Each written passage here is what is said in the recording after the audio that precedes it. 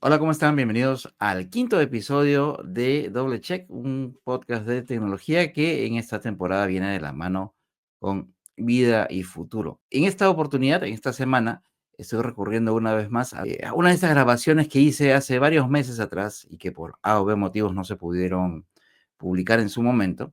En este caso, es una charla que tuve con Fabiana Ramírez Cuenca, que ella es especialista en temas de ciberseguridad de los laboratorios de SET de Latinoamérica, en donde conversamos sobre algunos temas que en ese momento eran bastante novedosos porque recién eran situaciones que se habían detectado o que se habían detectado hace muy poco y que estaban causando algo de alerta entre los usuarios. Hablamos en ese momento de el SIM swapping o el cambio de SIMs y de los ataques que ocurrían a través de WhatsApp.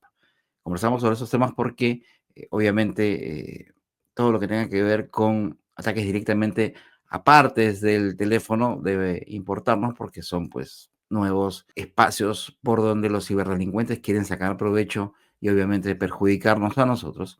Y por el otro lado, el tema de los ataques a través de WhatsApp, siempre es interesante revisarlos y saber de qué se trata, sobre todo porque si lo tenemos en cuenta, muchos de nuestros familiares o conocidos o amigos que de repente son de un poco más edad y que no son muy, no están muy familiarizados con temas de tecnología, sí están bastante habituados al uso del WhatsApp. Entonces, si es que esta herramienta de comunicación tan importante para todos tiene algunas vulnerabilidades o es utilizada por ciberdelincuentes para poder atacarnos o estafarnos, es importante que sepamos de qué se tratan, cuáles son esas estrategias y sobre todo poder compartir esa información con quienes consideramos que pueden estar en una situación de vulnerabilidad. Entonces, los invito a escuchar y a ver esta entrevista que tuve, como les digo, con Fabiana Ramírez de SET Latinoamérica, y yo estoy seguro que van a sacar información bastante, bastante importante y de interés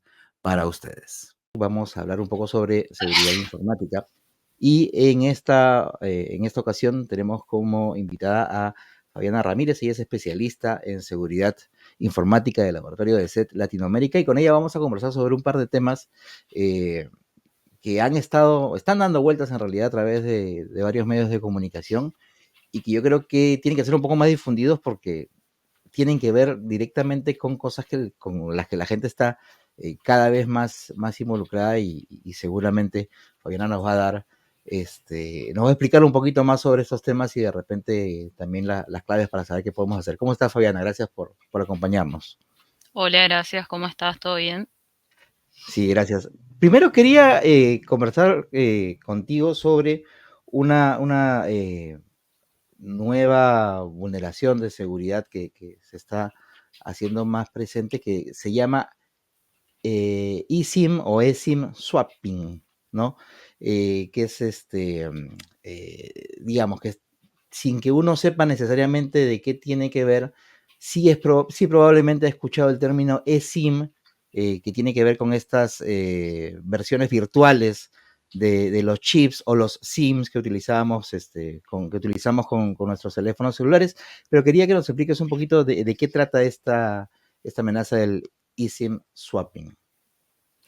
Bueno, me parece que para hablar de eso, primero estaría bueno establecer a qué nos referimos cuando hablamos de eSIM. Usualmente creo que lo más común es que en los países de Latinoamérica todavía se utilice la SIM como tal, Claro. que es este chip que cuando contratamos una empresa de telefonía lo metemos adentro del dispositivo móvil para que nos dé el número de teléfono, la señal y demás. Eso quizás hoy en día es lo más utilizado, pero los nuevos teléfonos ya traen otro tipo de tecnología que es justamente la eSIM, que estamos hablando de un chip que está integrado, o sea, adentro y que nosotros no lo podemos extraer. Lo que sucede con esto es que cuando queremos cambiar, por ejemplo, de empresas proveedoras de servicio de telefonía, en lugar de que tengamos que ir a buscar o que nos envíen el chip como todavía se usa y era en un principio no, directamente se configure adentro del teléfono el cambio de empresa, digamos, dentro de este eSIM. Es decir, que lo que pasaría es que nosotros nos comunicamos con la empresa, generalmente nos dan o una clave o un QR para activarlo y a partir de ahí tendríamos nuestro cambio de número de teléfono, por ejemplo. Pero la idea de esto es que no hacemos como un intercambio físico de chip. Claro, o sea, digamos que la tarjetita física que hasta ahora muchos utilizamos en nuestros teléfonos, que es este elemento que nos va a brindar la conectividad tanto para voz, tanto para datos y para todo lo demás, que está vinculado con el servicio que nosotros contratamos con nuestro operador móvil, ya no es, en estos casos, cuando se usa la eSIM, ya no es una tarjetita física, sino es un elemento digital. Claro, o sea, en realidad si lo pensamos a una escala técnica, sí, existe, sí, es cierto, hay un chip, pero que está integrado y nosotros como usuarios ya no lo tocamos más. Lo Claro, que claro. cambia es la configuración, como vos decís, digitalmente está configurado para que pertenezca a una empresa y luego lo cambiamos de forma, podríamos decir, virtual, porque en realidad lo que se hace es como un cambio en la identificación de Claro. esta tarjeta integrada para que pase a pertenecer a otra empresa, cambie de número, otro titular, etcétera. Ahora, cuando esto se implementa, digamos que también se ofrece un poco como que brinda una mayor seguridad para el usuario, pero ahora nos vemos con esta situación de que ya hay maneras de poder vulnerar a los usuarios de eSIM, de eSIM. Como toda tecnología, siempre del lado de cibercrimen se encuentran nuevas maneras de vulnerar y en este caso, la amenaza del e-swapping, estamos hablando de un intercambio de, bueno, no sería del chip, ¿no? Un intercambio de la configuración de este chip integrado. Entonces lo que sucede en realidad es que los cibercriminales intentan encontrar, o más bien ya encontraron de hecho, maneras de hacer que, por ejemplo, la información de tu eSIM pase a estar dentro de una eSIM que les pertenezca a ellos. Es decir, que hacen generalmente una clonación o un intercambio de datos. Y esto lo pueden hacer de distintas maneras. Generalmente lo que hacen es tratar de encontrar la información de acceso, digamos, a la eSIM que tenga el titular mediante diversas técnicas, muchas veces a través de phishing, exfiltración de datos y demás, obtienen las credenciales y luego las aprovechan para poder, digamos, intercambiar la información que está en el dispositivo de la víctima y poder ellos utilizarla para diversos objetivos. Eso es lo que te quería preguntar también a continuación. ¿Qué cosa es lo que ganan los cibercriminales haciendo este cambio, digamos, haciéndose de los datos de la eSIM de un tercero? ¿Qué cosa es lo que Por pueden un hacer? claro, por un lado tendrían un montón de datos personales de la víctima porque nuestro servicio, digamos, de telefonía generalmente está atado a un montón de información que nosotros tenemos que proveer. Por otro lado, muchas aplicaciones que utilizamos dentro de los teléfonos tienen un método de autenticación vinculado al número y a la red telefónica. Entonces, por ejemplo, cuando utilizamos una aplicación financiera, muchas veces tenemos que validar nuestra identidad mediante nuestro número de teléfono y permitiría que entonces el cibercriminal pudiera acceder a determinadas aplicaciones haciéndose pasar de última, o sea, básicamente haciéndose pasar por nosotros porque tendría el control de nuestra eSIM. Eso Digamos, sería como por una. ejemplo en los casos estos donde hay una verificación de 2 pasos y es recibir un SMS.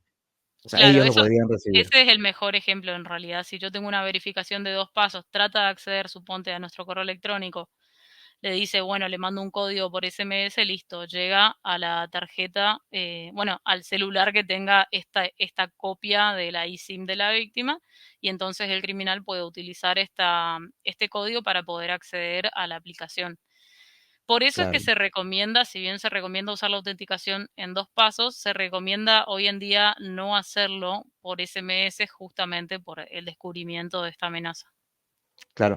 Y, digamos, de parte de ustedes, ¿qué recomiendan que el usuario tenga que hacer para evitar, que la información esta que está vinculada con su eSIM pueda caer en manos de terceros y ser víctima de esta clonación, digamos? Generalmente la información que se necesita para poder acceder a la eSIM de las víctimas y demás es información que usualmente es la misma víctima la que la provee. Y esto sucede mediante distintas acciones que realiza, usualmente estando engañada, ¿no? Porque nosotros hablamos mucho de la ingeniería social, que es un conjunto de técnicas de engaño justamente que utilizan los cibercriminales para de alguna manera lograr que la víctima les provea información sensible. Entonces, una de las cosas más importantes es que la víctima esté informada acerca de la ciberseguridad y pueda tener la capacidad de identificar estos intentos de ataque de ingeniería social. Por ejemplo, teniendo la capacidad de identificar phishing, o sea, por ejemplo, te llega un correo electrónico pidiéndote información sensible o un mensaje de texto, lo ideal es que la víctima pueda identificar y evitar caer en este tipo de estafa para proveer sus datos.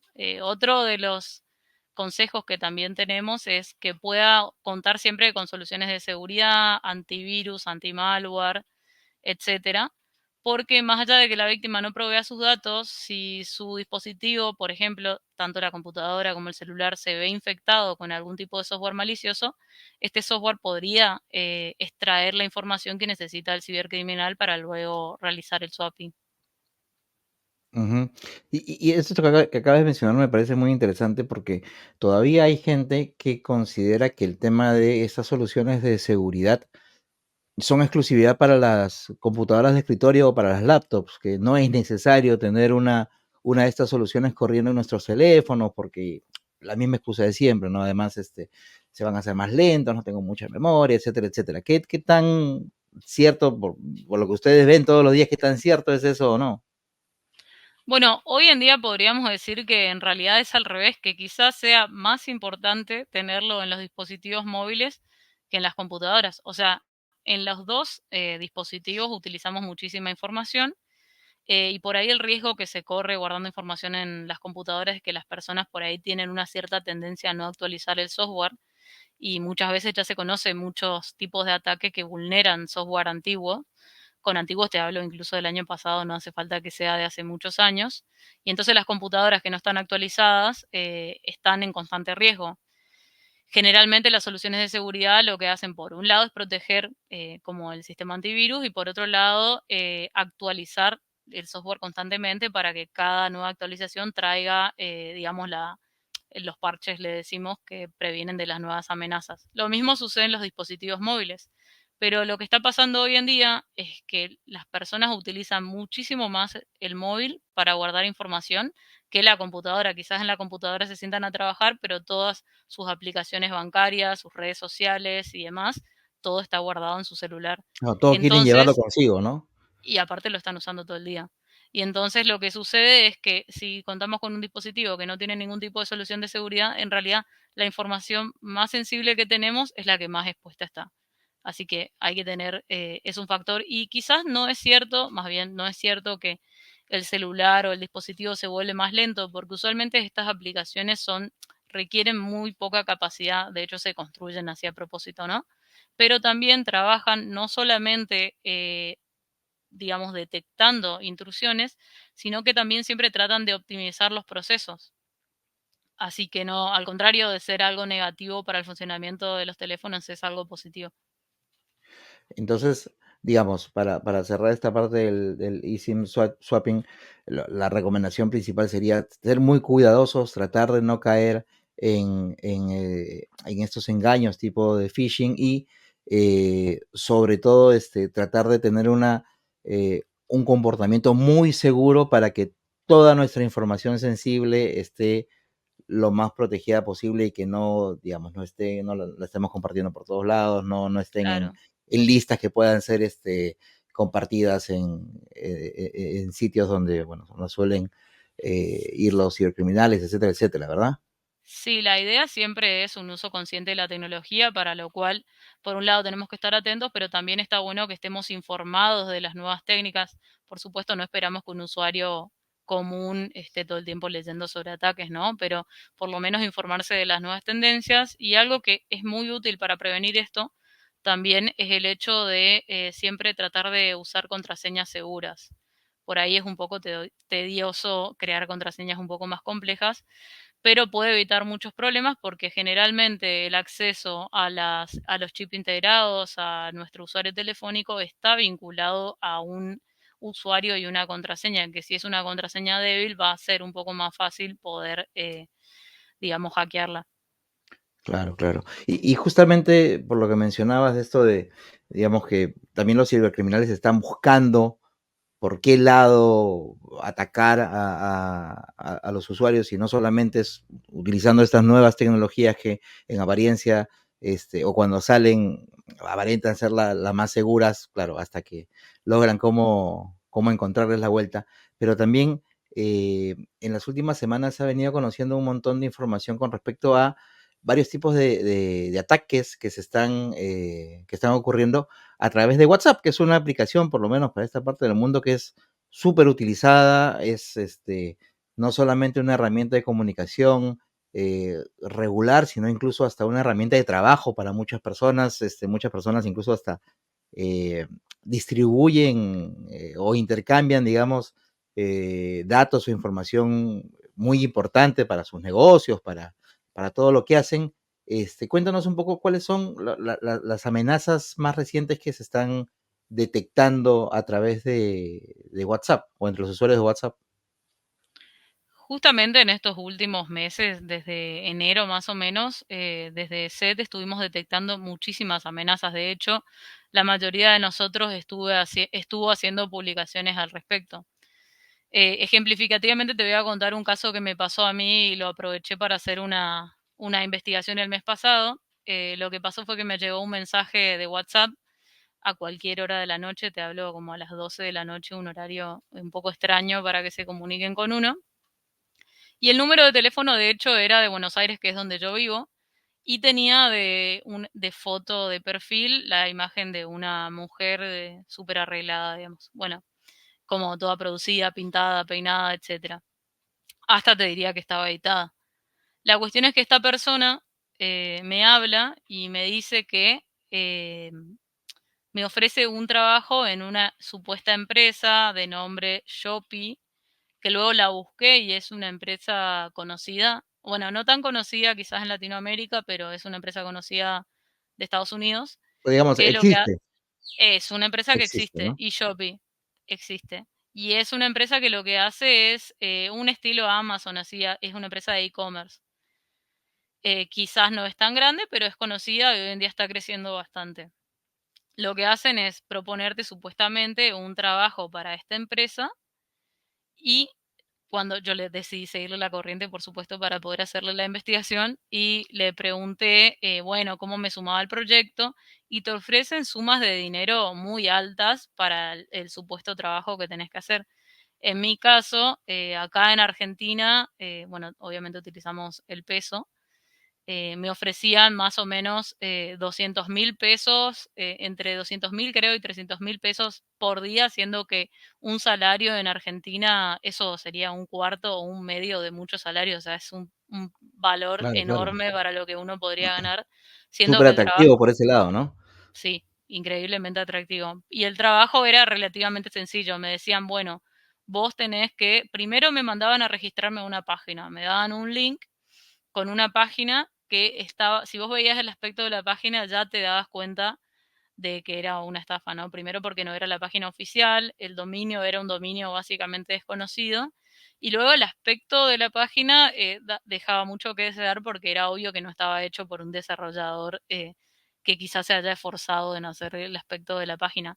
Tenía muchos botones, me acuerdo, y que algunos de los botones no funcionaban, no llevaban a ningún lado, excepto el que te pedía tus datos. Ese botón uno lo apretaba, te registrabas, dejabas tu información, que en mi caso obviamente falsifiqué toda la información que puse, y una vez que te registrabas, ellos te pedían como el código, ¿no? de registro y te decían, bueno, a partir de ahora vas a empezar a trabajar, lo que tenés que hacer es hacer clic en determinados productos, darle puntuación y ofrecerlo un montón de cosas. Te decían que vos lo tenés que ofrecer y después mandarle capturas de pantalla de dónde ofrecías el producto. Pero para poder iniciar a trabajar te pedían un depósito de dinero, que en este caso creo que era 10.000 pesos, que para acá no es tanto dinero, pero son 10.000 pesos. Y lo que sucedía acá es que una vez que vos depositas los 10.000 pesos te bloquean de todos lados y tu dinero se perdió. En mi caso lo que hice en realidad fue decirle que le hice la transferencia y no se la hice, creo que la confundí un poco, pero bueno, le seguí casi hasta lo último de la estafa. nuevamente, una vez que vos depositas, esta persona desaparece. Ahora bien, es una estafa muy común lo de la oferta de trabajo, te conté esta historia para centrarme en eso, porque no solamente se utiliza WhatsApp, sino muchas redes sociales. De hecho, también por Instagram, luego te mandan a WhatsApp, a Telegram, etcétera. Generalmente la estafa empieza con una persona que se hace pasar por una empresa conocida, muchas veces es Amazon, Mercado Libre, está por ejemplo Shopee, varias. Y te ofrecen un trabajo en esta supuesta empresa, bueno, en esta empresa a cambio, pero siempre para ingresar lo que te piden es o información o un pequeño depósito. Y ahí es donde la víctima cae, porque dice, bueno, deposito 5.000 pesos, pero después gano 100.000. Lo que sucede siempre es que, por supuesto, es falso. Hay muchas señales de la falsedad, porque si uno tuviera que comunicarse con una empresa como Amazon, generalmente la comunicación va a ser o por correo electrónico, o por un dominio que pertenezca a la empresa, o un teléfono corporativo. Sin embargo, acá podés ver que los remitentes tienen su propia foto de perfil o una foto de perfil falsa de una persona, lo cual es poco probable.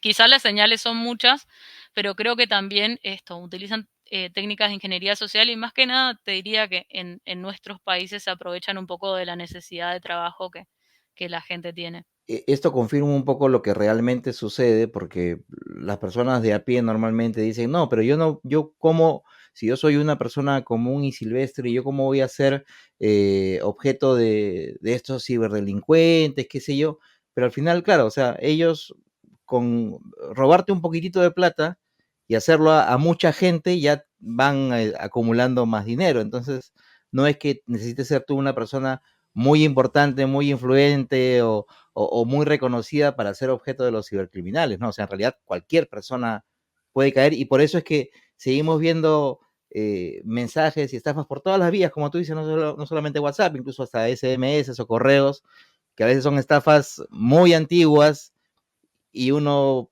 puede un poco medio sobrado y decir, ¿cómo pueden seguir mandando esto? Y cómo hay gente que cae, y es que realmente hay gente que sigue cayendo, ¿verdad?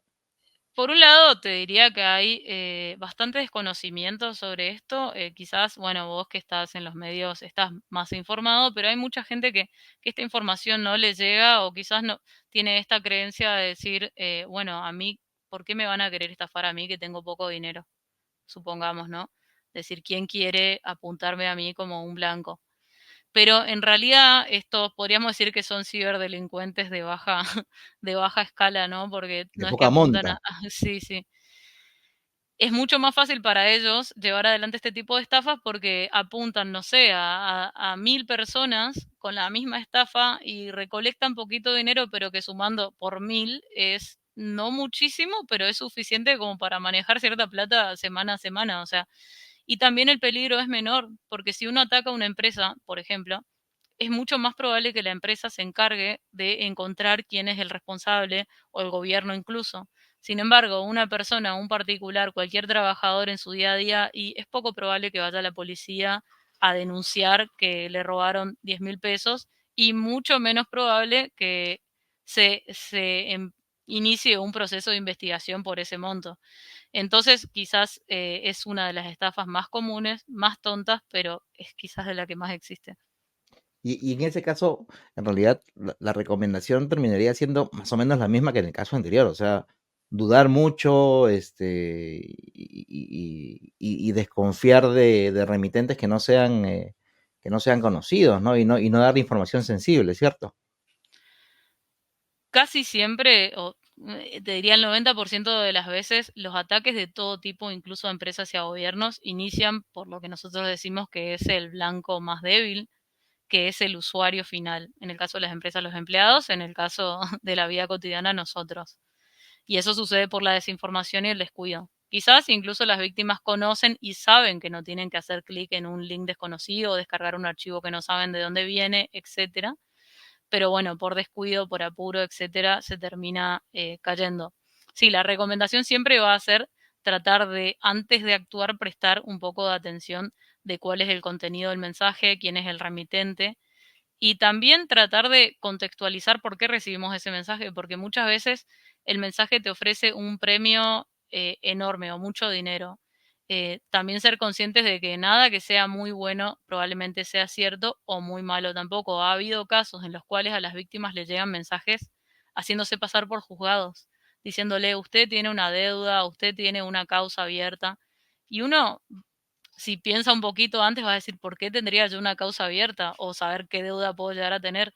Sin embargo, siempre se apela a la emocionalidad de las víctimas. Le mandan un mensaje grave o bueno para que la víctima actúe inmediatamente.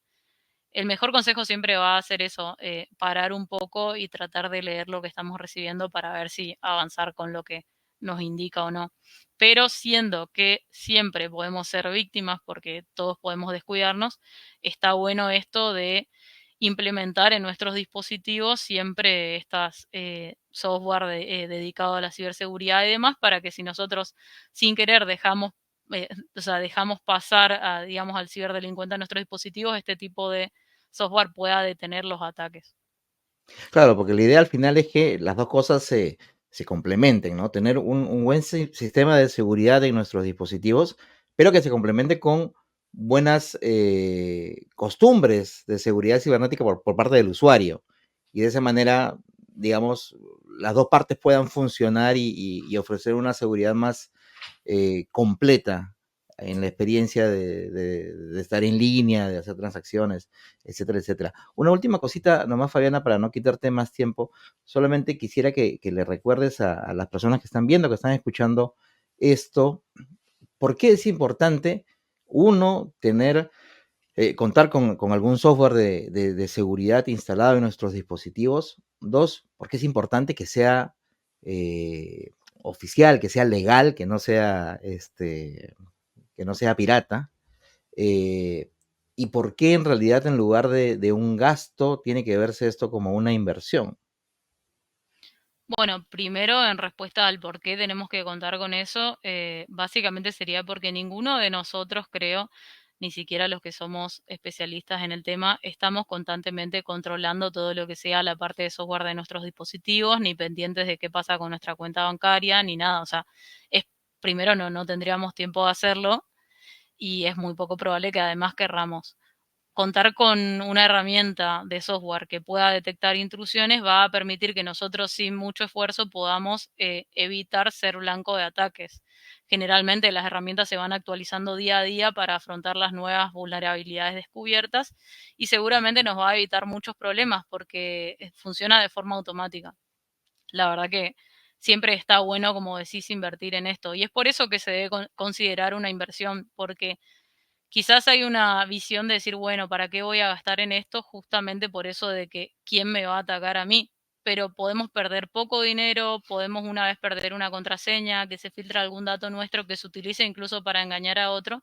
Y por una pequeña inversión, porque generalmente realmente los costos no son tan altos para un usuario común, evitamos un montón de problemas. A veces somos víctimas de ataque y ni siquiera lo sabemos. A veces nuestros datos están publicados por ahí, se vendieron, etcétera y no somos conscientes. Se ha visto casos de personas que después de un tiempo, un par de meses, ven que en su cuenta bancaria se están desapareciendo poquito dinero, poquitos dólares o pesos por mes y no saben de qué era, piensan que era de un gasto que no se acuerdan y resulta que está enganchado a alguna organización de cibercrimen, ¿no? Por muy poco dinero, te diría, y muy poco esfuerzo se puede prevenir un montón de situaciones desagradables.